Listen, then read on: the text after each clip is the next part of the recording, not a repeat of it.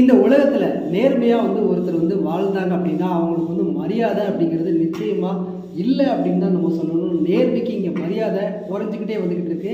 பணம் காசு ஒருத்தர்கிட்ட இருக்குது அப்படின்னா அவங்களுக்கு ஆட்டோமேட்டிக்காக அது எந்த வழியில் பணம் காசு சம்பாதிச்சாங்க அப்படிங்கிறதெல்லாம் பார்க்கறது கிடையாது. ஆனால் பணம் இருக்கவுட இந்த உலகம் தூக்கி தலையில் வச்சு கொண்டாடும் உலகம். அவன் நல்லவனா கெட்டவனா அப்படிங்கிறத பார்க்காது.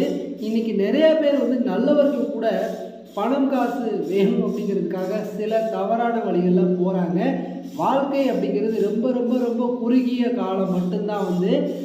நீங்கள் தேவைக்கு அதிகமாக உங்களுக்கு மீறி 4-5 தலைமுறைக்கு சொத்து சேர்த்து வச்சுக்கணும் அப்படிங்கிற எந்த அவசியம் கிடையாது. இனி வரக்கூடிய காலகட்டம் மிக மோசமான காலகட்டம். உங்கள் பிள்ளைங்க உங்களை பார்த்துக்குவாங்க. உங்கள் பிள்ளைங்களுக்கு நீங்கள் சொத்து சேர்த்து வச்சுக்கிடணும் அப்படின்னு நீங்கள் நினச்சி தவறான வழியில் பணம் காசு சம்பாதிக்க